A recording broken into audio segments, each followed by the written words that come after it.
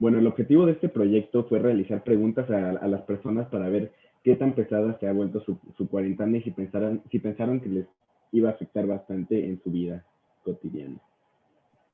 Como podemos observar en la pregunta uno, pusimos del 1 al 5, ¿cómo creyó que la contingencia iba a afectar a la comunidad internacional? Siendo el 5 el más alto y el uno el más bajo. Lo hicimos así para que a las personas se les facilite más contestar en esta encuesta. Bueno, la segunda pregunta fue que comparando con su respuesta anterior, si alguna vez pensó que la pandemia afectaría al grado que lo está haciendo y solo puede responder con un sí o con un no. Una vez que respondas esto te va a preguntar que por qué sí y por qué no. Nunca el programa no te va a decir, no te va a dar una retroalimentación, solo te va a dar las gracias. De igual manera, en la pregunta 3 dice, ¿qué es lo que más le ha impedido hacer esta pandemia? Ingresar solo el número. Igual, antes de esta pregunta pusimos input y solamente puedes poner 5 opciones, perdón, 4 opciones, 1, 2, 3 y 4, siendo cada una de ellas con diferentes opciones. La máquina no te dará retroalimentación alguna. Bueno, y en la pregunta 4 te da maneras eficaces de combatir el COVID.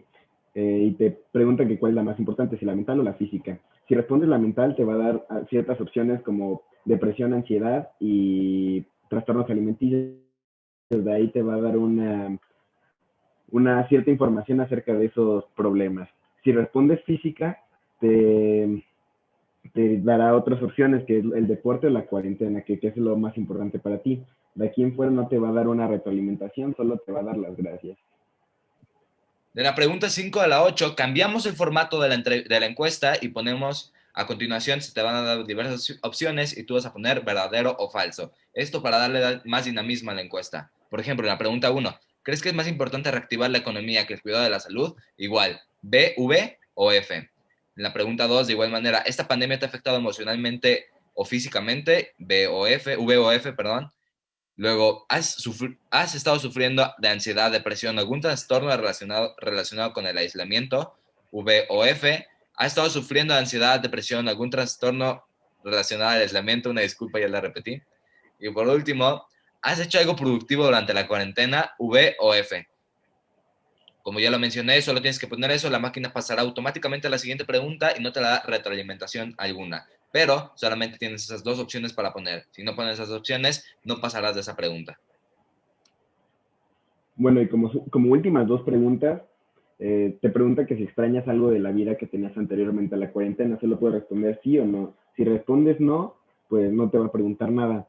Pero si respondes que sí, te va a preguntar qué es lo que más extrañas. En la siguiente pregunta, que es la última, te va a decir que como reflexión, qué es lo que aprendiste durante la cuarentena.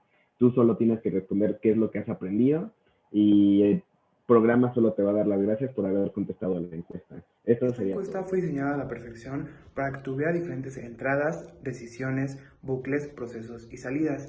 En donde se pueden encontrar las entradas son en el inicio, cuando se preguntan los datos, se pregunta el nombre, se pregunta la edad, así como en las preguntas abiertas, donde se pregunta la opinión de la persona. Las decisiones se pueden presentar en la cuestión de verdadero y falso, donde el usuario debe de contestar si fue verdadero la situación o falsa. Los bucles se encuentran en el inicio de sesión, cuando se pregunta al usuario si está listo para continuar, ya que si éste dice que no, se le sigue preguntando hasta que confirme que está listo. Los procesos están en la pregunta 4, ya que es una cuestión muy larga donde se le pregunta a la persona qué es mejor, si cierta cosa u otra cosa, entonces se lleva a cabo un proceso de decisión. Y por último, las salidas se encuentran en todas las preguntas, sin embargo, se ve claramente en la cuestión de 8.5, donde se le pregunta al usuario cuántos puntos obtuvo y se le da una salida o una respuesta dependiendo de la cantidad de número.